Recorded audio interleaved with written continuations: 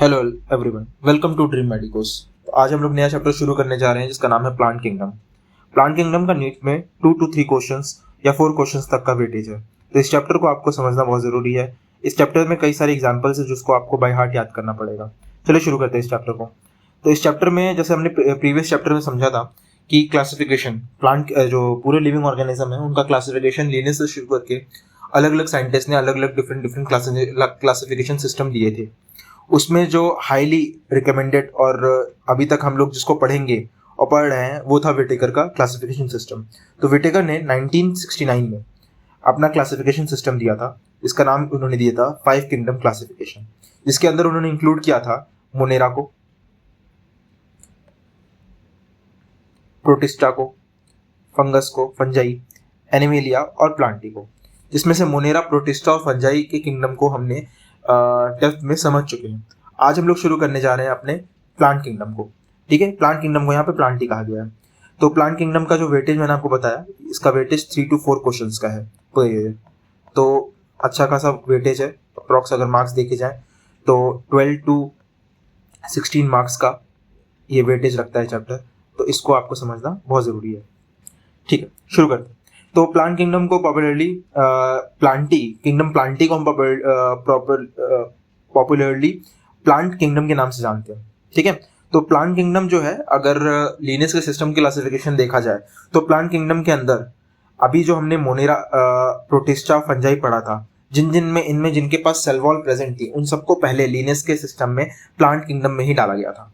तो फंगस को, ठीक है, सारे मेंबर्स ऑफ फंगस थे। मोनेरा और प्रोटिस्टा के वो मेंबर्स जिनके पास सेल वॉल थी, उन सबको पहले प्लांट किंगडम में डाला गया था।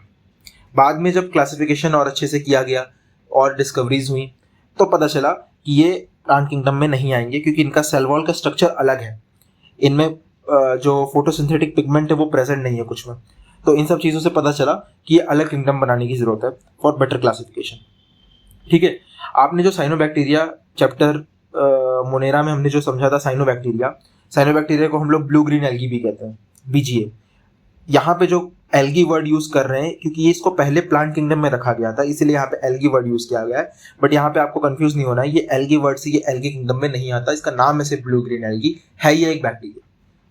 ठीक है, तो इस चैप्टर में हम किन किन के बारे में पढ़ने वाले हैं। तो इस चैप्टर में हम लोग एल्गी के बारे में पढ़ेंगे, ब्रायोफाइटा के बारे में पढ़ेंगे, टेरिडोफाइटास के बारे में पढ़ेंगे, जिम्नोस्पर्म्स और एंजियोस्पर्म्स के बारे में पढ़ेंगे। क्लियर? एंजियोस्पर्म्स और जिम्नोस्पर्म्स जो है, एंजियोस्पर्म्स के बारे में sexual reproduction in flowering plant chapter जो 12th का है, उसमें डेप्थ में पूरा चैप्टर इसके ऊपर डेडिकेट किया हुआ है, जिसके लिए मैंने वीडियो पहले से बना के रखी हुई है अपने चैनल पे, आप वहां से देख सकते हैं अगर आप ड्रॉप ईयर में हैं और आप 12th का रेफरेंस लेना चाहते हैं तो। ठीक है, अगर आप देखेंगे तो यहाँ पे जो अर्लियर क्लासिफिकेशन था, जो लिनेस के टाइम पे क्लासिफिकेशन था, उसमें जो मेथड यूज किया गया था क्लासिफिकेशन करने के लिए, वो सुपरफिशियल मॉर्फोलॉजिकल कैरेक्टर्स था। सुपरफिशियल मॉर्फोलॉजिकल कैरेक्टर मतलब ऊपर ऊपर के दिखने वाले कैरेक्टर्स, जैसे कि उनका हैबिट कैसा है, उनका कलर कैसा है, उनका नंबर्स, शेप ऑफ लीव्स। ये कहाँ, एक इनकी बात की जा रही है, ये प्लांट की बात की जा रही है, एंजियोस्पर्म्स की बात की जा रही है।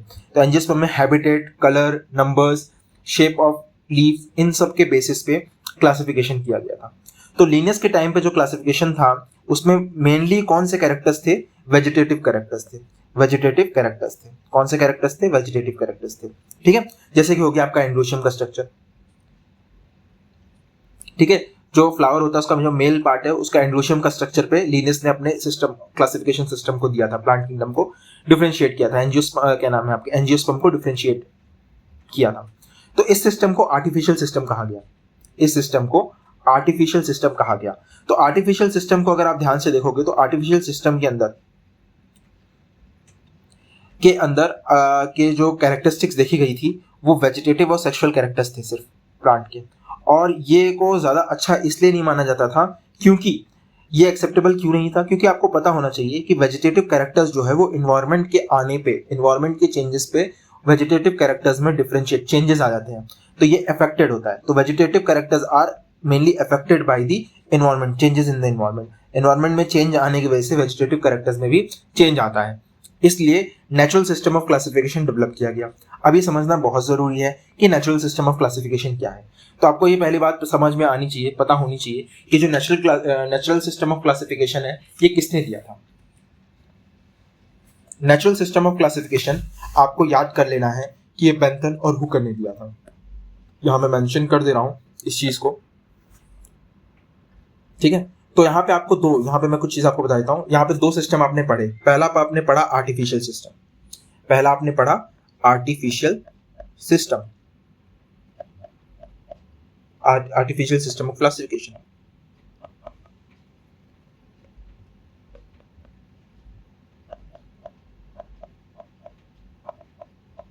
आर्टिफिशियल सिस्टम ऑफ क्लासिफिकेशन किसने दिया था? ये आपको दिया था लीनियस ने, लीनियस ने दिया था। बट इसके बाद एक और जो ज्यादा अच्छा सिस्टम क्लासिफिकेशन निकल के आया वो था natural system of classification. Natural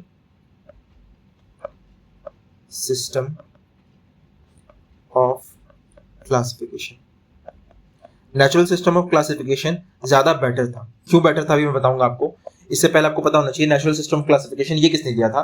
तो ये दो साइंटिस्ट थे जिन्होंने 2 किंगडम क्लासिफिकेशन के बाद 3 किंगडम और 4 किंगडम क्लासिफिकेशन दिया था, जिनका नाम एनसीईआरटी में मेंशन है, बट किसने क्या किंगडम दिया था ये मेंशन नहीं है, तो इसको जानना जरूरी भी नहीं है। बट ये पता होना चाहिए आपको 3 किंगडम और 4 किंगडम क्लासिफिकेशन भी थे जो बेंथम और हुकर ने दिए थे।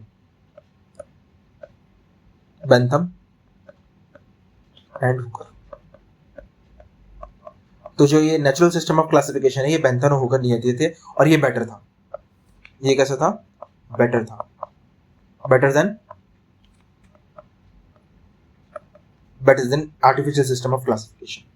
ठीक है, आगे बढ़ते हैं। जो ये नेचुरल सिस्टम था इसमें कोई फाइलोजेनेटिक कह सकते हैं क्लासिफिकेशन नहीं था। इसके अंदर कोई फाइलोजेनेटिक क्लासिफिकेशन नहीं था। किसमें? नेचुरल सिस्टम ऑफ क्लासिफिकेशन में। तो ये नेचुरल सिस्टम ऑफ क्लासिफिकेशन में क्या था? नेचुरल सिस्टम ऑफ क्लासिफिकेशन में ना कि सिर्फ एक्सटर्नल फीचर्स, सिर्फ और सिर्फ एक्सटर्नल फीचर्स को इंक्लूड नहीं, इसके साथ इंटरनल फीचर्स को भी इंक्लूड किया गया था। ये बेटर क्लासिफिकेशन कैसे हो गया? क्योंकि इसके अंदर नेचुरल सिस्टम ऑफ क्लासिफिकेशन में एक्सटर्नल फीचर के साथ साथ इंटरनल फीचर को भी ऐड ऑन किया गया था। ठीक है, ये इंटरनल फीचर का मतलब क्या होता है? जैसे कि हो गया आपका अल्ट्रा स्ट्रक्चर, प्लांट की एनाटॉमी, प्लांट की एम्ब्रियोलॉजी, प्लांट की फाइटोकेमिस्ट्री, ये सब इंटरनल फीचर्स में आते हैं। और ये जो नेचुरल सिस्टम ऑफ क्लासिफिकेशन था, ये जो आपका नेचुरल सिस्टम ऑफ क्लासिफिकेशन था, इसके अंदर आपके एक्सटर्नल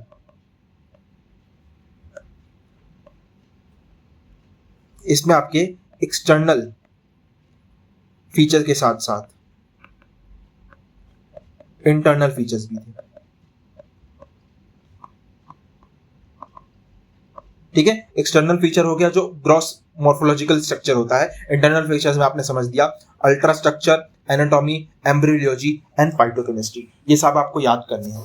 एनसीईआरटी की लाइन आपको समझ में आनी चाहिए और हर लाइन का कुछ ना कुछ मतलब है, इसीलिए आपको ये चीजें याद रहनी चाहिए कि इंटरनल स्ट्रक्चर में क्या आता है आपका ultra structure, anatomy, embryology and phytochemistry. ठीक है, तो जॉर्ज और हुकर ने मिलकर ये सिस्टम दिया था जिसको हम कहते हैं नेचुरल सिस्टम ऑफ क्लासिफिकेशन। ठीक है, और which was better than artificial system of classification. At present अगर आज की बात की जाए, आज के सिस्टम में हम लोग फाइलोजेनेटिक रिलेशनशिप को भी क्लासिफाई करते हैं। At present we do phylogenetic classification system. We want to use phylogenetic classification system. अब ये phylogenetic classification system होता क्या है? सबसे पहले आपको ये समझ में आना चाहिए कि ये phylogenetic का मतलब क्या होता है। phylogenetic का मतलब होता है evolutionary relationship. phylogenetic का मतलब होता है evolutionary relationship. किसके बीच में ये relation? Between various organism. Various organism के बीच में ये रिलेशनशिप को देखा जाता है। ठीक है, फाइलोजेनेटिक रिलेशनशिप कैसे? इवोल्यूशन, जैसे कि एक ऑर्गेनिज्म से दूसरा ऑर्गेनिज्म इवॉल्व होता है, कुछ नए फीचर्स उसमें आते हैं। ठीक है, तो ये इवोल्यूशन को भी आपके क्लासिफिकेशन सिस्टम में इंक्लूड किया गया। ठीक है, organism belong to the same taxa have a common ancestor. एक टेक्सा में बिलोंग करने वाले ऑर्गेनिजम्स का जो एंसेस्टर्स थे वो कैसे थे? कॉमन एंसेस्टर्स थे। क्लियर? नाउ ये इन्फॉर्मेशन को, सोर्स को डिफरेंट क्या नाम है, जब यूज किया गया तो कुछ और सिस्टम ऑफ क्लासिफिकेशन, टेक्सोनॉमी मतलब होता है नेमिंग करने में हेल्प करने वाले, टेक्सोनॉमी कहते हैं उसको। और कुछ टेक्सोनॉमी के यहाँ पे नाम दिए हुए हैं, जैसे कि न्यूमेरिकल टेक्सोनॉमी। न्यूमेरिकल टेक्सोनॉमी क्या था, ये कंप्यूटर्स के द्वारा यूज किया गया था और इसके अंदर बहुत सारे कैरेक्टर्स को एक साथ प्रोसेस किया जाता था। तो ये बहुत अच्छा क्या नाम है क्लासिफिकेशन सिस्टम था, जिससे क्या होता था कई सारे कैरेक्टर्स होते हैं उनको हम एक साथ ही स्टडी कर सकते हैं, जिससे हमें बेटर डाटा प्रोसेसिंग होता है और बेटर डाटा प्रोसेसिंग से हमें बेटर रिजल्ट्स मिलते हैं। ठीक है, थाउजेंड्स ऑफ कैरेक्टर्स को देखिए यहाँ पे दिया हुआ है, each characters is given importance and the same time hundreds of characters can be considered। तो ये बहुत अच्छा पॉइंट था इसका न्यूमेरिकल टेक्सोनॉमी का। इसके बाद आता है साइटोटेक्सोनॉमी। साइटोटेक्सोनॉमी क्या हो गया, साइटो वर्ड जो क्या होता है, साइटोप्लाज्म को बात करता है, तो साइटोलॉजिकल इंफॉर्मेशन जैसे कि क्रोमोसोम का नंबर, स्ट्रक्चर, बिहेवियर, ये सब किस में आ गया, आपका साइटोटेक्सोनॉमी में आ गया। और लास्ट आता है आपका कीमोटेक्सोनॉमी। कीमोटेक्सोनॉमी, कीमो मतलब होता है केमिकल्स, तो chemical constituent of this plant, इससे जो टेक्सोनॉमी हुई आज की दिन में, आजकल ये टेक्सोनॉमी का इस्तेमाल किया जा रहा है। तो ये टेक्सोनॉमी, 3 टेक्सोनॉमी हो गई आपकी, न्यूमेरिकल टेक्सोनॉमी, साइटोटेक्सोनॉमी और कीमोटेक्सोनॉमी। तो न्यूमेरिकल में क्या हो गया कि सभी कैरेक्टर्स को इक्वल इंपॉर्टेंस दी जाती है और थाउजेंड्स ऑफ कैरेक्टर्स को एक साथ कंसिडर करके हम लोग टेक्सोनॉमी कर सकते हैं। दूसरा है साइटोटेक्सोनॉमी। साइटोटेक्सोनॉमी साइटोलॉजिकल इंफॉर्मेशन जैसे क्रोमोसोम नंबर, शेप, साइज, इन सब के बेसिस पे टेक्सोनॉमी करने वाले, बिहेवियर, इन सब के बेसिस पे जो टेक्सोनॉमी की जाती है उसको साइटोटेक्सोनॉमी कहते हैं। लास्ट टेक्सोनॉमी हो गया आपका कीमोटेक्सोनॉमी।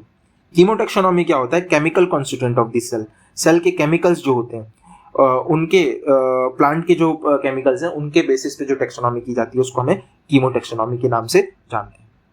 तो इसी की तरह इस चैप्टर का जो स्टैटिक का बेसिक पार्ट था वो हमने यहाँ पे कंप्लीट कर लिया है। इसमें इंपॉर्टेंट कौन सा आपका आर्टिफिशियल सिस्टम ऑफ क्लासिफिकेशन, ये आपका इंपॉर्टेंट पॉइंट है। और इसके बाद नेचुरल सिस्टम ऑफ क्लासिफिकेशन, ये एक आपका इंपॉर्टेंट पॉइंट है। ठीक है, इसके बाद ये फाइलोजेनेटिक किसने दिया था, ये आपको इंपॉर्टेंट याद रखना है। फिर ये 3 तरह के टेक्सोनॉमी, ये आपको समझना है। और फाइलोजेनेटिक क्लासिफिकेशन सिस्टम क्या होता है ये आपको पता होना चाहिए।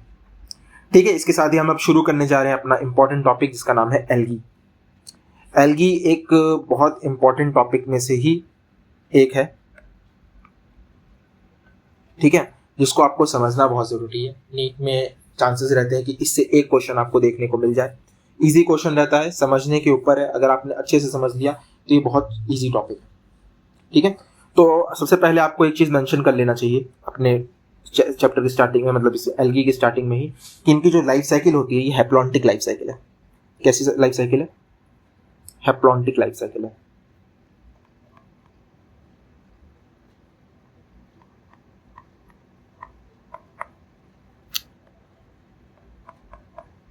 हैप्लॉन्टिक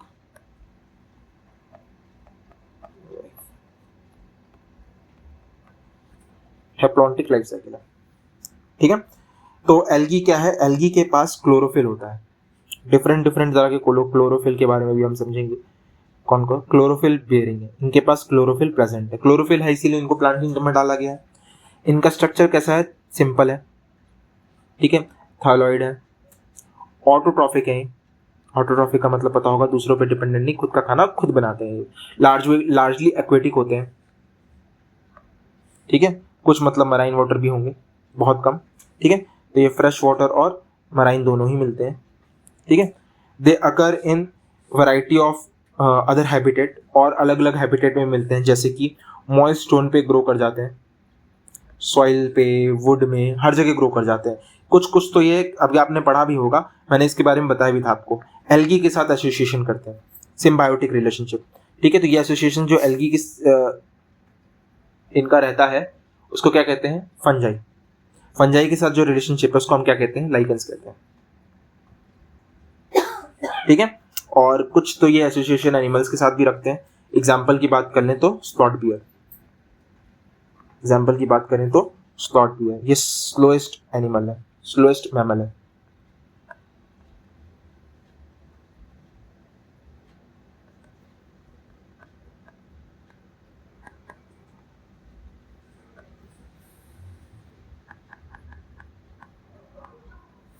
स्लोएस्ट मैमल है।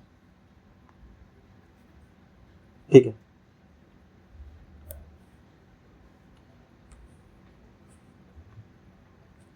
The form and size of algae is highly variable. जो एल्गी का फॉर्म है, स्ट्रक्चर और इनका साइज है, ये हाईली वेरिएबल, बहुत अलग अलग तरीके के आपको एल्गी मिलेंगे शेप और साइज में। ठीक है, ये कॉलोनी में के फॉर्म में भी रहते हैं, एग्जाम्पल वॉलवॉक्स हो जाएगा आपका। ठीक है, तो यहाँ पे मेंशन करते जाता हूँ। तो कॉलोनी की फॉर्म में ये रहते हैं, कॉलोनियल रहते हैं, उसके एग्जाम्पल आ जाएगा आपका वॉलवॉक्स। ठीक है, दूसरा आपका हो जाएगा ये फिलामेंटियस फॉर्म में रहते हैं,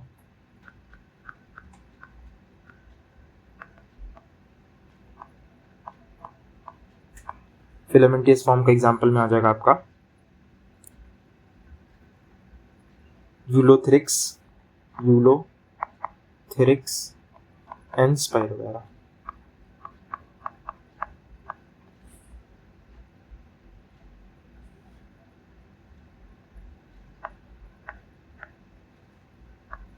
ठीक है, तो यहाँ पे दो चीज हो गई। इसके बाद ये मैसिव मराइन प्लांट भी होते हैं। तीसरा हो जाएगा मैसिव मराइन प्लांट। ठीक है, बहुत फीट तक, हंड्रेड्स ऑफ फीट तक इनकी ग्रोथ हो जाती है। और इसका एग्जांपल में आ जाएगा आपका क्लिप्स।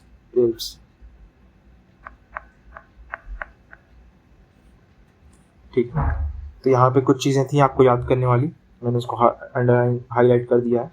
ठीक है, कॉलोनियल फॉर्म में हो गया आपका वॉलवॉक्स, फिलामेंटियस फॉर्म में यूलोथेरिक्स एंड स्पाइरोगैरा, और केव्स जो हो गया वो मैसिव प्लांट बॉडीज में आता है। ठीक है, तो ये इंपॉर्टेंट है। ठीक, एल्गी के अंदर अगर रिप्रोडक्शन की बात की जाए तो ये वेजिटेटिव, एसेक्सुअल एंड सेक्सुअल तीनों मोड से रिप्रोडक्शन करता है। कौन कौन से? वेजिटेटिव मोड से भी करता है, सेक्सुअल मोड से भी करता है, और एसेक्सुअल मोड मेथड से भी करता है। तीनों ही मेथड आपको देखने को मिल जाएगा। ठीक है, vegetative reproduction is by fragmentation. जो वेजिटेटिव रिप्रोडक्शन हो रहा है यहाँ पे वो किस तरह से हो रहा है? वो it is done by fragmentation. Fragmentation vegetative reproduction का मोड मेथड है जिसमें प्लांट या किसी का एक छोटा सा पार्ट टूटेगा, उस पार्ट से एक नया प्लांट बन के तैयार हो जाएगा। फ्रेगमेंट्स में टूटेगा, वो फ्रेगमेंट से नया प्लांट बन जाएगा। ठीक है, तो each fragment develop into a new thallus. एक नया फ्रेगमेंट जो है वो एक नया प्लांट बॉडी में स्ट्रक्चर में तब्दील हो जाता है, एक नया एल्गी बन के तैयार हो जाता है। एसेक्सुअल रिप्रोडक्शन की बात की जाए तो ये डिफरेंट टाइप से होता है स्पोर्स, जैसे कि हो गया जू स्पोर। ठीक है, asexual reproduction by the production of different type of spores. Most common, जो सबसे कॉमन स्पोर है वो आपका जू स्पोर है। ठीक है, तो एसेक्सुअल रिप्रोडक्शन यहाँ पे स्पोर फॉर्मेशन से होता है, और उसमें भी सबसे कॉमन स्पोर कौन सा है? जू स्पोर है। ठीक है, they are flagellated, motile and on germination give new plants. ये कैसे होते हैं? ये जो स्पोर्स हैं कैसे हैं आपके? मोटाइल स्ट्रक्चर है। ये फ्लैजिलेटेड है, मतलब फ्लैजा है, इनके पास फ्लैजिला प्रेजेंट है, और इस फ्लैजिला के प्रेजेंस होने से ये कैसे हैं? मोटाइल है। इनका स्ट्रक्चर कैसा है? मोटाइल है, और जर्मिनेट करके ये न्यू प्लांट बॉडी में कन्वर्ट हो जाते हैं। अगर मैं बात करूं यहाँ पे मैं हाईलाइट कर दूंगा आपको, तो यहाँ पे आपका एसेक्सुअल रिप्रोडक्शन दिया हुआ है, यहाँ पे आपका वेजिटेटिव रिप्रोडक्शन भी दिया हुआ है, इसको मैं हाईलाइट कर दूं।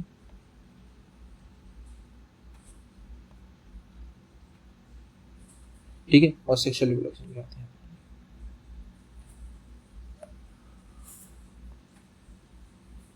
ठीक है, आगे बढ़ते हैं। तो यहाँ पे जो मैं बता रहा था, सेक्सुअल रिप्रोडक्शन होता है by the fusion of two gametes. Gamete के फ्यूजन से यहाँ पे सेक्सुअल रिप्रोडक्शन होता है। ठीक है, तो ये गैमेट जो है ये कैसे होंगे? यहाँ देखिए, the gamete can be flagellated and similar in size. Flagellated मतलब मोटाइल होंगे, फ्लैजिला प्रेजेंट है, प्लस सिमिलर इन साइज होंगे। अगर साइज भी सेम है तो इसके एग्जाम्पल क्या हो जाएगा? यूलोथेरिक्स।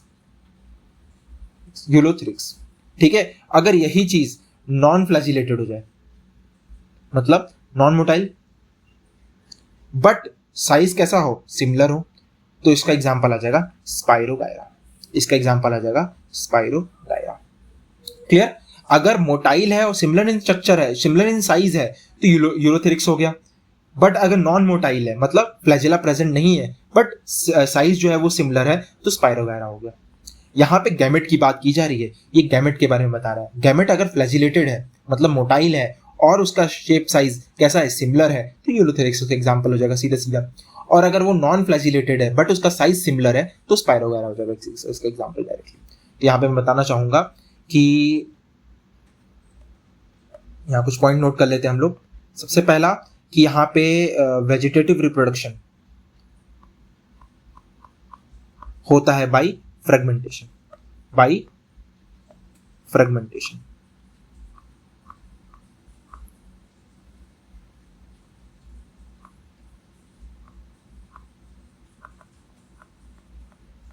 ठीक है। दूसरा, यहां पे एसेक्सुअल रिप्रोडक्शन स्पोर्स के द्वारा होता है।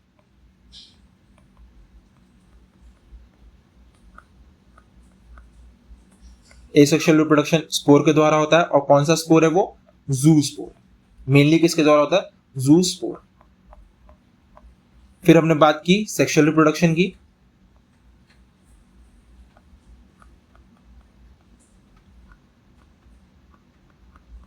सेक्सुअल रिप्रोडक्शन में सबसे पहला हमने पढ़ा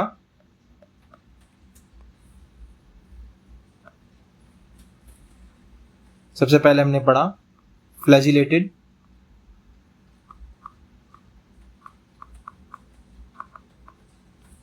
flagellated plus motile, sorry flagellated है तो मोटाइल तो हो गई, flagellated similar, similar in size. तो इसके एग्जांपल आ जाएगा आपका फ्लैजिलेटेड सिमिलर इन साइज में आपका एग्जांपल आ जाएगा कौन सा, इसमें आ जाएगा यूलोथेरिक्स। क्या आ जाएगा, यूलोथेरिक्स। ठीक है। दूसरा एग्जांपल आपको जो पढ़ना है वो है non flagellated, non flagellated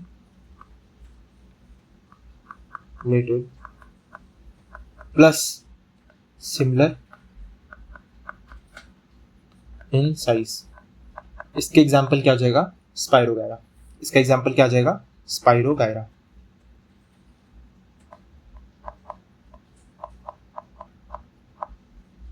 spirogyra.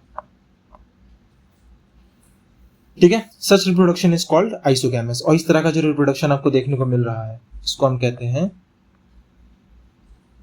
Isogamous. Last class में मैंने आपको बताया था आइसोगैमस कैसा होते हैं, इनका दोनों स्पोर कैसे होते हैं, दोनों स्पोर की बात कर रहा हूँ, दोनों गैमेट कैसे होते हैं, सिमिलर इन साइज। दोनों गैमेट कैसे होते हैं, similar in size. Gamete similar in size. ठीक है, आगे बढ़ते हैं।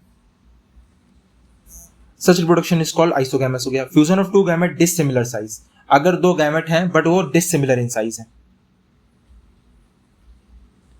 तो हम उनको कहते हैं एनाइसोगैमस।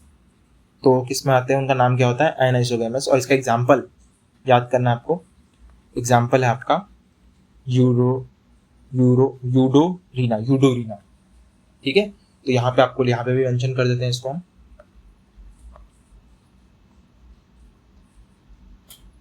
ये कैसा हो गया, डिसिमिलर इन स्ट्रक्चर, डिसिमिलर इन स्ट्रक्चर। डिसिमिलर इन स्ट्रक्चर से अच्छा होगा डिसिमिलर इन साइज कर लेते हैं।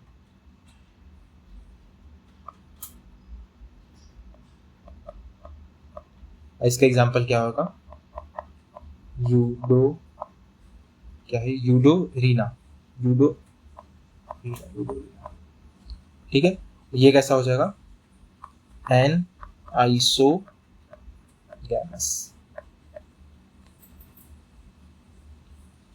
इसको क्लीन से लिखना चाहिए।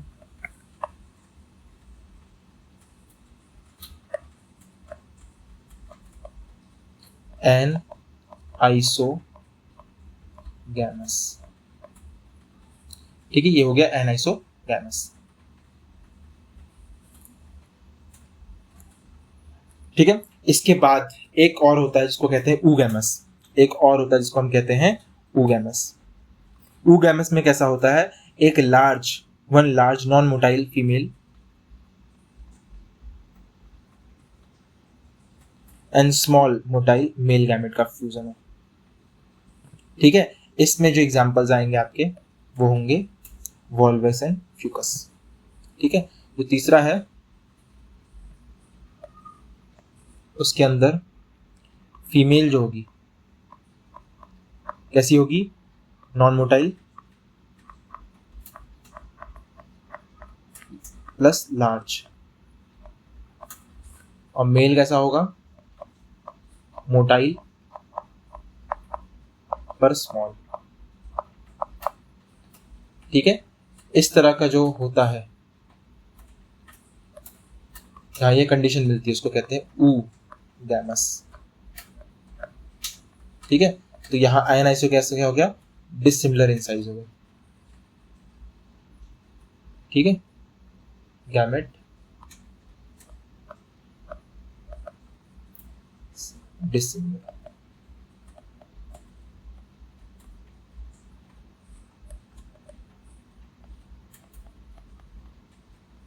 साइज। ठीक है, और इसका ये है यहाँ पे दिखाइए, तो इसकी एग्जांपल आ जाएगा वॉल्वॉक्स एंड फ्यूकस। ठीक है, तो ये आपको याद करना है। तो ये वाला पार्ट के अंदर यहां से यहां तक में कई चीजें इंपॉर्टेंट थी, उसको आपको समझना, जानना, याद करना बहुत इंपॉर्टेंट है। मैंने यहाँ पे लिख दिया है, इन सबको आपको लर्न करना है। ये वाला जो इतना यूनिट लिखा हुआ है इसमें सारे एग्जांपल्स मैंने इंक्लूड कर दिए हैं, और ये सब आपको याद करना जरूरी है। तो ये देखिए यहाँ पे क्या है, यहाँ अगर आप फिगर को देखेंगे तो ये वी बना रहा है। ठीक है, तो ये आपका हो जाएगा वॉल्वॉक्स। नेक्स्ट जो है ये देखिए, ये इस तरीके से अगर मैं इसको ट्यूब लाइक चक्र बना दूं तो ये हो जाएगा यूलोथेरिक्स। ठीक है, ये आपको कुछ एल जैसा दिखाई दे रहा होगा। ठीक है, तो ये आपका एग्जांपल आ जाएगा लेमिनेरिया। ये आपको एफ जैसा दिखाई दे रहा होगा, एफ होता है, तो ये आपका एफ है। ये हो जाएगा आपका फ्यूकस। ये आपका देखिए डी बन रहा है, तो ये आपका एग्जांपल हो जाएगा डिक्टियोटा। ठीक है, और इसके बाद प्लोरोफाइरा और पॉलीसेफोनिया एग्जांपल आपको ये याद करने पड़ेंगे। ठीक है, तो ये इंपॉर्टेंट है, सारे फिगर्स डायरेक्टली क्वेश्चन से आ सकते हैं, तो इसको समझना, याद करना जरूरी है। ठीक है, चलिए आगे एल्गी में वहां से हमने उसको कंटिन्यू करते हैं एल्गी के पार्ट को। तो एल्गी जो है वो ह्यूमंस के काम बहुत आती है। अगर मैं बात करूं, जो इंपॉर्टेंट ये लाइन यहाँ पे लिखी हुई है, इसको हाईलाइट करना और आपको बताना चाहूंगा, at least half of the total carbon dioxide fixation is done by the algae through photosynthesis. Algae oceans में बहुत ज्यादा पाई जाती है, और ये आपकी आधे से ज्यादा कार्बन डाइऑक्साइड फिक्सेशन यही करती है एल्गी। आप समझ सकते हो एल्गी हमारे लाइफ के लिए, ह्यूमंस के लिए कितनी इंपॉर्टेंट है। फोटोसिंथेसिस होने के वजह से ये अपने इमीडिएट एनवायरनमेंट में, आसपास के एनवायरनमेंट, इमीडिएट एनवायरनमेंट के अंदर ऑक्सीजन डिमांड भी फुलफिल कराती है, ऑक्सीजन देती है। क्योंकि आपको पता है एक्वेटिक ऑर्गेनिजम्स को ऑक्सीजन की जरूरत होती है पानी के अंदर, वाटर के अंदर, और ये बहुत अच्छे तरीके से अपने इमीडिएट एनवायरनमेंट के अंदर फोटोसिंथेसिस के थ्रू ऑक्सीजन की डिमांड को पूरा करती है। ठीक है, ये प्राइमरी प्रोड्यूसर है एनर्जी रिच कंपाउंड, जिसको हम एक्वेटिक साइकिल में कह सकते हैं। एक्वेटिक लाइफ साइकिल जो है उसके अंदर एक प्राइमरी प्रोड्यूसर है एनर्जी का। ठीक है, क्योंकि प्लांट जो आपके जो वाटर एक्वेटिक सिस्टम है वहां तो कोई पेड़ नहीं ग्रो कर रहा है, वहाँ छोटे छोटे फाइटोप्लैंक्टन्स होते हैं, प्लैंक्टन्स होते हैं। ठीक है, और उनके बीच में ही ये एक लार्ज एनर्जी सोर्स का काम करती है एक्वेटिक लाइफ साइकिल के अंदर। ठीक है, इसके कई सारे स्पीशीज हैं, मराइन स्पीशीज है, जैसे कि पोरफायरा, लेमिनेरिया, सारगासम, इस तरह की 70 स्पीशीज हैं। और इसकी मराइन एल्गी की जो फूड के जैसे यूज की जाती है। तो एक इंपॉर्टेंट पॉइंट दिया हुआ है, फूड के जैसे पोरफायरा, लेमिनेरिया, सार्गासम और 70 और स्पीशीज है मराइन एल्गी की। याद रखना यहाँ पे क्या वर्ड है, मराइन एल्गी की, जो फूड के जैसे यूज की जाती है। कुछ मराइन ब्राउन और रेड एल्गी जो है वो हाइड्रोक्लोराइड मतलब पानी को पकड़ के रखने की, होल्ड करने की क्षमता बहुत ज़्यादा है, तो हाइड्रोक्लोराइड की जैसे काम करती है। जैसे कि एल्जिन, एल्जिन एक ब्राउन एल्गी है, ठीक है, इसके पास वाटर होल्ड करने की मतलब हाइड्रोक्लोराइड सबसे बहुत अच्छी पावर है इसके पास। इसके बाद काराजीन, काराजीन ग्रीन नाम लग रहा होगा यहाँ पे, बट ये एक रेड एल्गी है और ये भी एक बहुत अच्छी वाटर होल्डिंग कैपेसिटी इसके पास रहती है, ठीक है। ये कमर्शियली यूज की जाती है वाटर होल्डिंग के लिए, ठीक है। जब लाइव प्लांट इधर से उधर भेजना हो और पानी आपको जैसे उसमें भर के तो नहीं रख सकते, तो ये अच्छा खासा पानी को होल्ड कर लेती है, कमर्शियली यूज करते हैं। इसके बाद आपने अगर सुना होगा, अगर जो है ये एक तरह का कमर्शियल प्रोडक्ट है जो जिलिडियम और गार्गेस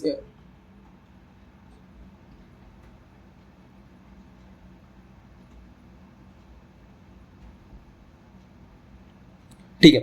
तो ये जो क्या नाम है कमर्शियल प्रोडक्ट मिलता है जिलिडियम और गार्शियरिया, ये जो है माइक्रोब्स और जेली, आइसक्रीम्स और जेलीज बनाने में प्रिपरेशन में यूज किया जाता है जिलिडियम, ठीक है। इसके बाद कोलेरा जो है, क्लोरेला, ये एक यूनिसेलुलर एल्गी है, याद, ये इंपॉर्टेंट पॉइंट है। ये एक यूनिसेलुलर एल्गी है जो प्रोटीन रिच होती है, तो इसको एज अ फूड सप्लीमेंट भी यूज किया जाता है, एज अ फूड सप्लीमेंट भी यूज किया जाता है बाय दी स्पेस ट्रेवलर्स इसको as a protein source food supplement की तरह यूज करते हैं। एल्गी को 3 डिफरेंट क्लासेस में डिवाइड किया गया है। वो किंगडम क्लासेस क्या है, क्लोरोफाइसी ग्रीन एल्गी को बोलते हैं, फियोफाइसी ब्राउन एल्गी को बोलते हैं और रोडोफाइसी रेड एल्गी को बोलते हैं, ठीक है। क्लोरोफाइसी, फियोफाइसी और रोडोफाइसी के 3 क्लासेस में इसको डिवाइड किया गया है एल्गी को, ठीक है। तो सबसे पहले हम क्लोरोफाइसी के बारे में जानते हैं। The member of Chlorophyceae are commonly called green algae. Chlorophyceae को हम लोग, जो मेंबर्स होते हैं इनको हम लोग ग्रीन एल्गी के नाम से जानते हैं। किस नाम से जानते हैं, ग्रीन एल्गी के नाम से, ठीक है। द प्लांट बॉडी में बी यूनिसेलुलर, कॉलोनियल और फिलामेंटियस। इनकी जो प्लांट की बॉडी है कौन सी, ग्रीन एल्गी की, ये यूनिसेलुलर हो सकती है, कॉलोनियल हो सकती है और फिलामेंटियस भी हो सकती है। ये यूजुअली ग्लास ग्रीन कलर के होते हैं क्योंकि इनके अंदर जो पिगमेंट पाया जाता है, डोमिनेंट पिगमेंट, वो क्लोरोफिल ए और क्लोरोफिल बी है, ठीक है। तो यहाँ जो ये पॉइंट इंपॉर्टेंट है वो एक ये इंपॉर्टेंट हो गया, ठीक है। इसके अंदर जो क्लोरोफिल मिलता है वो क्लोरोफिल ए और क्लोरोफिल बी है, ठीक है। पिगमेंट डेफिनेट क्लोरोप्लास्ट के अंदर होता है। क्लोरोप्लास्ट में भी discoid, plate shape, reticulate, cup shape, spiral, ribbon shape, different species में डिफरेंट तरह का क्लोरोप्लास्ट देखने को मिलता है। तो इसको भी हाईलाइट करना जरूरी है क्योंकि यहाँ पे स्ट्रक्चर को पूछ सकता है आपसे कोई भी। द क्लोरोप्लास्ट में भी discoid, plate shape, reticulate, cup shape, spiral, ribbon shape, इन सब शेप्स में मिलता है, ठीक है। Most of the member have one or more storage bodies called pyrenoids, ठीक है। अच्छा, इनके पास फूड स्टोर करने के लिए स्टोरेज बॉडी प्रेजेंट होता है, ठीक है, और एक से ज्यादा हो सकता है, जिसको हम कहते हैं पेरानोइड्स, ठीक है। तो ये पेरानोइड्स क्या है, they are the storage bodies. ये क्या है, storage bodies located in the chloroplast. और ये कहाँ लोकेटेड होते हैं, they are located in the chloroplast. Pyrenoids contain protein beside starch. तो यहाँ पे प्रोटीन बीच में प्रेजेंट होता है, ठीक है, और उसकी जगह क्या नाम है, प्रोटीन के बाद यहाँ पे आपको स्टार्च भी प्रेजेंट होगा बट उसके बाहर, ठीक है। तो बीच में प्रोटीन प्रेजेंट होता है। सम एल्गी में store food in the form of oil droplet. कुछ एल्गी जो है वो ऑयल ड्रॉपलेट के फॉर्म में भी स्टोर करते हैं, क्या चीज, फूड को। ग्रीन एल्गी जो है उनकी जो सेल वॉल होती है, जो इनर सेल वॉल होती है ग्रीन एल्गी की, वो होती है आपकी सेलुलोज की। Inner cell wall is made up of cellulose and outer layer is made up of pectose. तो यहाँ पे इंपॉर्टेंट पर मैं हाईलाइट कर रहा हूँ, स्टोरेज बॉडी पेरानोइड्स ऑयल ड्रॉपलेट्स के फॉर्म में भी स्टोर होता है, ठीक है। और इनर जो है सेलुलोज है और आउटर कैसा है, पैक्टोज है, क्लियर। क्लोरोफिल ए बी पाया जाता है। मेन बॉडी इसकी यूनिसेलुलर, कॉलोनियल और फिलामेंटियस हो सकती है, vegetative reproduction usually take place by fragmentation. ठीक है, यहाँ पे जो वेजिटेटिव रिप्रोडक्शन है वो फ्रेगमेंटेशन से होता है। ठीक है, फ्रेगमेंटेशन, और या तो डिफरेंट टाइप के स्पोर फॉर्मेशन से। Vegetative reproduction take place by fragmentation और by different formation of different type of spores. Asexual reproduction की बात की जाए तो यहाँ पे वही फ्लैजिलेटेड जूस्पोर जिसको प्रोड्यूस करता है जूस्पोरेंजिया। तो एसेक्सुअल रिप्रोडक्शन किससे होता है? फ्लैजिलेटेड जूस्पोर से होता है। ठीक है, जिसको हम जो प्रोड्यूस करता है क्या? जूस्पोरेंजिया। जूस्पोरेंजिया जो है उसको प्रोड्यूस करता है। The sexual reproduction shows considerable variation in the type and formation of sex cells is called isogamous, anisogamous और oogamous। यहाँ पे भी जो एसेक्सुअल रिप्रोडक्शन है वो जूस्पोर से होता है। सेक्सुअल रिप्रोडक्शन में तीनों तरह के स्पोर्स पाए जा सकते हैं, आइसोगैमस, एनाइसोगैमस और oogamous। इसके बारे में मैंने इससे पहले वाले टॉपिक में आपको बता दिया था। ठीक है, इसकी एग्जांपल की बात की जाए तो इसके एग्जांपल्स आ जाएंगे, इंपॉर्टेंट एग्जांपल्स आ जाएंगे, क्लेमाइडोमोनास, वॉलवॉक्स, म्यूथेरिक्स, स्पाइरोगायरा, कारा। ये कुछ एग्जांपल्स हो गए, आपको याद करना है। ठीक है, चिंता मत कीजिए, मैं एक शॉर्ट ट्रिक आपको बताऊंगा जिससे आपको ये सारे एग्जांपल्स आराम से याद हो जाएंगे। बट वो ट्रिक मैं लास्ट में बताऊंगा इस एल्गी के, ताकि जो इस वीडियो को पूरा देखते हुए आ रहा है उसी को वो ट्रिक मिले, जिसने इसमें मेहनत की है इसको समझने में, उसी को वो ट्रिक मिले। इसीलिए मैं ये जो यहाँ पे जो ट्रिक है इसको याद करने की, वो लास्ट में रिवील करूंगा, लास्ट। ठीक है, अगला आता है फियोफाइसी। फियोफाइसी को हम ब्राउन एल्गी के नाम से जानते हैं। फियोफाइसी को हम ब्राउन एल्गी के नाम से जानते हैं। ठीक है, ये प्राइमरीली मैराइन हैबिटेट है, मतलब मैराइन मतलब हो गया आपके समुद्र में ही मिलते हैं, ओशंस में ही मिलते हैं मेजॉरिटी। इनके भी शेप और साइज बहुत रेंज में अलग अलग करता है। ठीक है, एग्जाम्पल की बात करें, अगर यहाँ पे पॉइंट याद करने वाली बात करें तो यहाँ पे simply branch, filamentous form, Ectocarpus. ठीक है, और ब्रांच फॉर्म रिप्रेजेंट किड्स।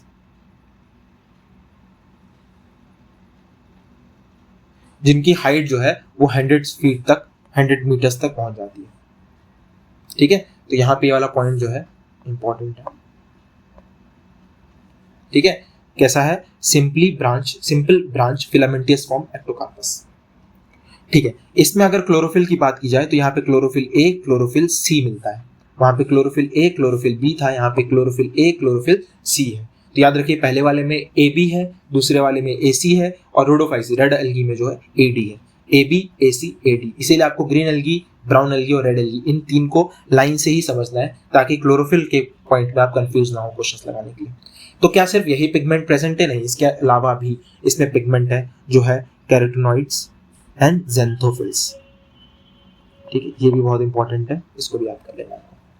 ठीक है, तो इनका अगर कलर की बात की जाए तो ये ऑलिव ग्रीन से लेके ब्राउन कलर पे डिपेंड करते हैं इनके अंदर ज़ेंथोफिल की अमाउंट कितना है।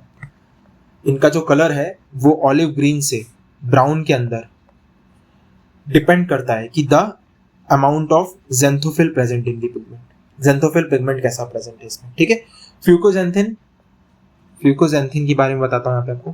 Fucoxanthin is present in them, fucoxanthin भी इनके अंदर प्रेजेंट, ये इंपॉर्टेंट है, ये आपको समझना चाहिए। अगर फूड की बात की जाए तो कॉम्प्लेक्स कार्बोहाइड्रेट के फॉर्म में फूड प्रेजेंट होता है, और जो फॉर्म है उनका नाम भी दिया हुआ है और उसको आपको नाम ही याद करना है। नाम है लेमिनेरिया एंड मैनिटॉल। क्लियर? क्या हो जाएगा आपके यहाँ पे? Laminaria and mannitol are the complex food, complex carbohydrate storage food इनका लेमिनेरिया और मैनिटॉल। तो आपको ये याद करना है इसका स्टोरेज फूड। ठीक है, वेजिटेटिव सेल्स के अंदर सेल वॉल मिलती है और बाहर की तरफ पे जेनेटिन की कोटिंग रहती है जिसको एल्जिन बोलते हैं हम लोग। ठीक है, तो याद रखिएगा एल्जिन की कोटिंग आपको ब्राउन एल्गी में देखने को मिलेगी। प्रोटोप्लाज्म के अंदर प्लास्टिड प्रेजेंट होते हैं, वैक्यूल्स न्यूक्लियस प्रेजेंट होता है। प्लांट बॉडी यूजुअली जो है वो सबस्टेरम के साथ अटैच होती है। किसी सबस्टेरम का मतलब होता है किसी सबस्टेरम मतलब हो गया आपका जो बॉटम में किसी भी अटैचमेंट, किसी भी हार्ड सब्सटेंस के साथ अटैच होगी। ठीक है, और जो जिसके साथ अटैच होती है, जिसकी हेल्प से अटैच होती है, उसको कहते हैं हम होल्ड फास्ट, उसको हम कहते हैं होल्ड फास्ट। ठीक है, इनकी स्टार्क होती है, उसको स्टाइप कहते हैं, और लीफ लाइक फोटोसिंथेसिस फ्रॉन्ड होती है जो फोटोसिंथेसिस करती है। ठीक है, तो इनकी प्लांट बॉडी जो है वो अगर मैं इस तरह से बनाऊं तो वो 3 स्ट्रक्चर होंगे, इसके 3 पॉइंट्स होंगे। सबसे पहला होता है होल्ड फास्ट, होल्ड फास्ट जो इनको जोड़ के रखता है इसके साथ। ठीक है, दूसरी आपकी जो स्ट्रक्चर है वो है स्टाइप, स्टाइप, और जो लीफ लाइक स्ट्रक्चर जहां पे फोटोसिंथेसिस करते हैं उसको कहते हैं हम लोग फ्रॉन्ड।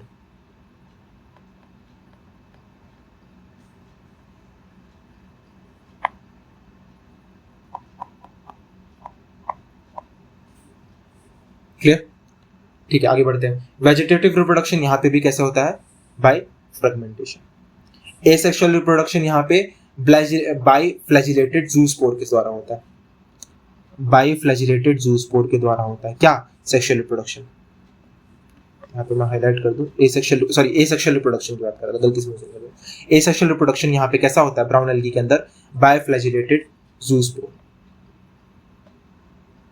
ठीक है, ये बहुत इंपॉर्टेंट है।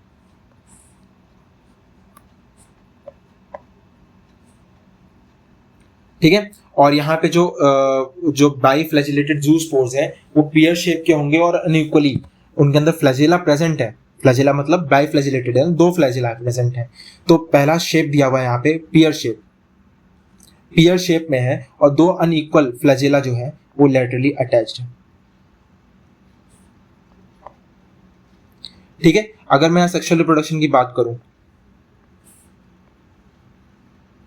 सेक्सुअल रिप्रोडक्शन की बात करूं तो यहाँ आइसोगैमस, oogamous और एनाइसोगैमस तीनों तरीके से होता है। ठीक है, union of gamete take place in the water. Gamete का यूनियन, मिलना, दोनों गैमेट्स पानी के अंदर होता है, और oogamous स्पीशीज, और या तो उगोनिया जो होता है, उगोनियम, उनके अंदर oogamous स्पीशीज जो होती हैं, जैसे यहाँ पे पढ़ा ना हमने, आइसोगैमस, एनाइसोगैमस, oogamous जिसमें मेल फीमेल अलग अलग है स्पीशीज। मेल क्या होता है? मोटाइल होता है, फीमेल नॉन मोटाइल होती है। उन कंडीशन में उस स्पीशीज के अंदर ही होता है, oogamous स्पीशीज के अंदर, उनके oogoनियम के अंदर ही फ्यूजन ऑफ द गैमेट्स हो जाता है। ठीक है, द गैमेट आर पेरिफॉर्म। गैमेट्स कैसे हैं? पेरिफॉर्म स्ट्रक्चर में, ये इंपॉर्टेंट पॉइंट है,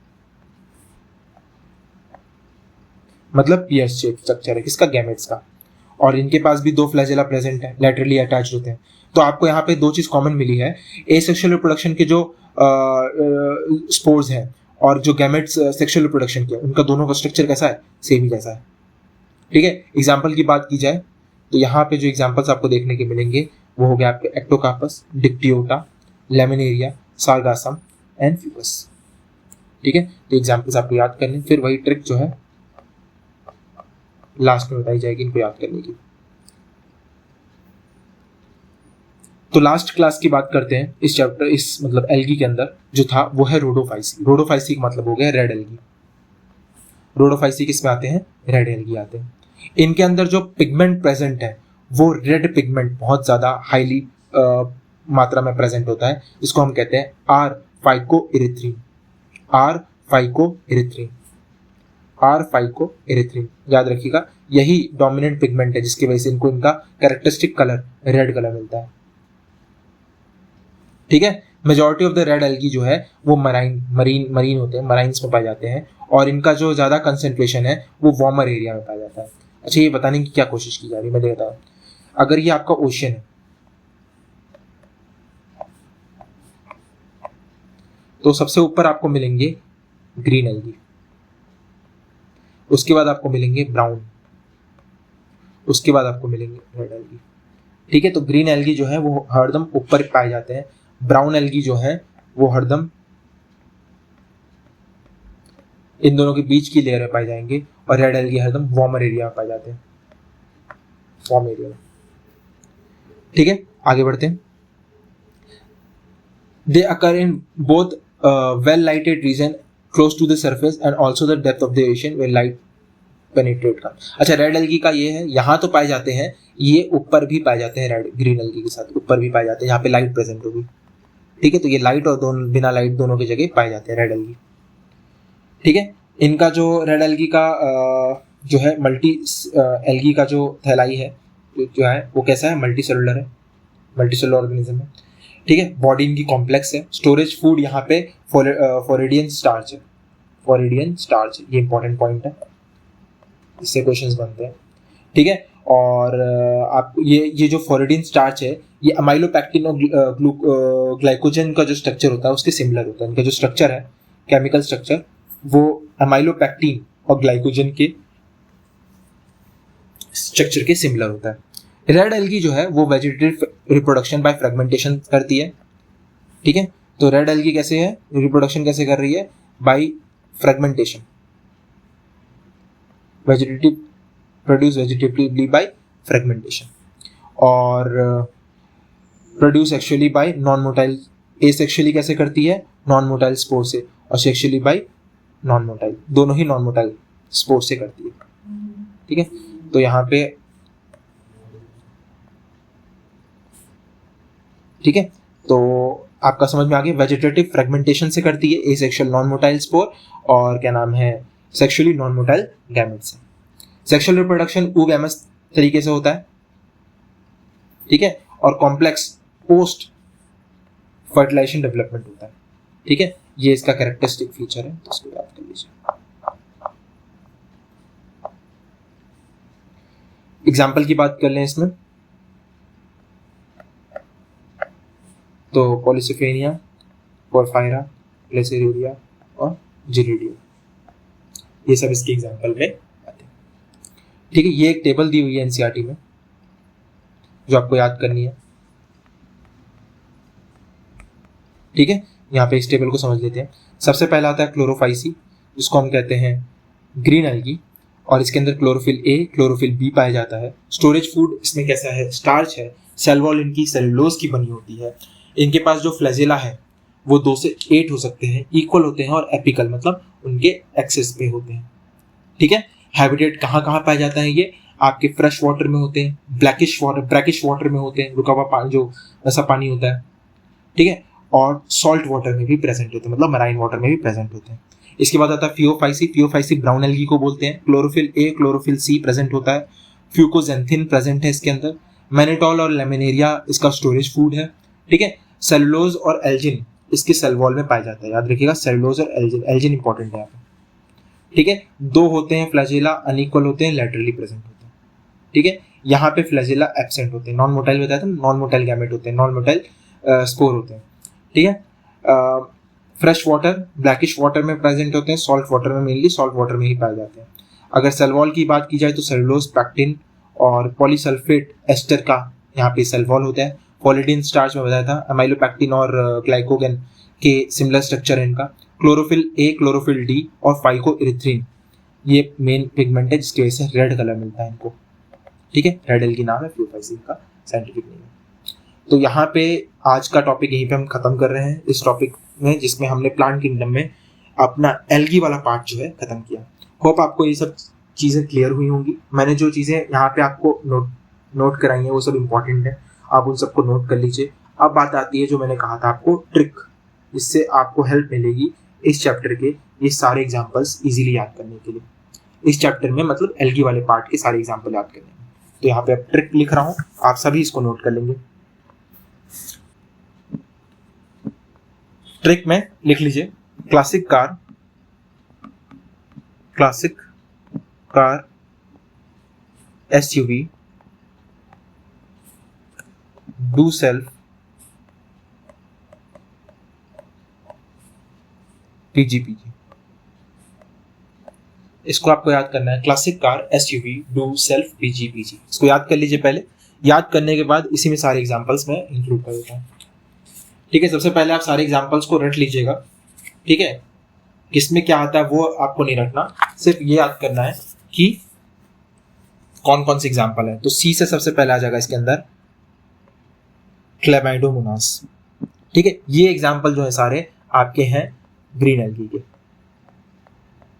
ये सारे एग्जांपल्स हैं आपके ब्राउन एल्गी के, और ये एग्जांपल है आपके सारे किसके, रेड एल्गी के, ठीक है। तो क्लेमाइडोमोनास इसमें आ जाएगा सबसे पहले।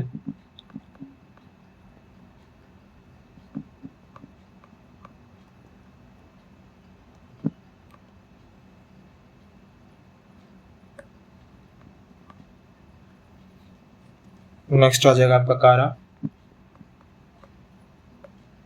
एस से आ जाएगा स्पायरोगायरा,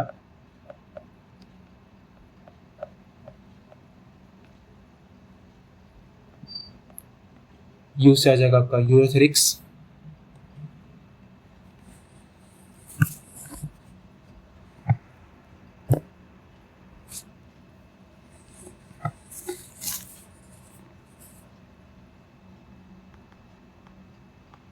और वी से आ जाएगा आपका वोल्वॉक्स।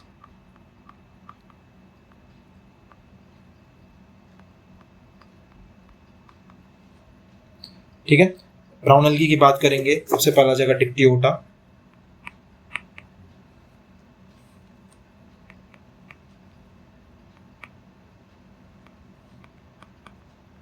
ठीक है। उसके बाद एस से आ जाएगा आपका सारगासम,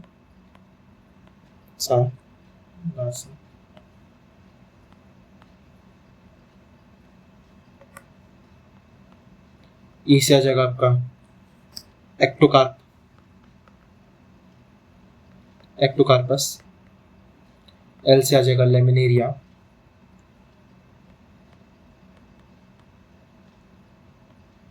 एफ से आ जाएगा फ्यूकस। पीजी में जो आएगा आपका ई से आ जाएगा आपका पोरफायरा,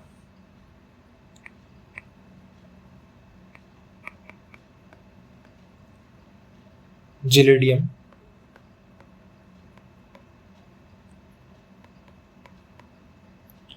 ई से आ जाएगा पॉलिसिफेनिया,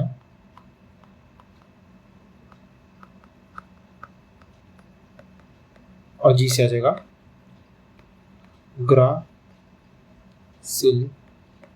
ग्लासिलेरिया। ठीक है, तो ये एग्जांपल्स हो गए जो आपको याद कर लेने हैं बाय हार्ट। इन एग्जांपल की हेल्प से आप इस चैप्टर को बहुत इजीली एल्गी के सारे क्वेश्चन सॉल्व कर पाएंगे। ठीक है, आज की वीडियो को हम यहीं पे खत्म करते हैं। Thank you for watching. Please hit the like button और कमेंट कीजिए, सब्सक्राइब भी कर लीजिए। Thank you.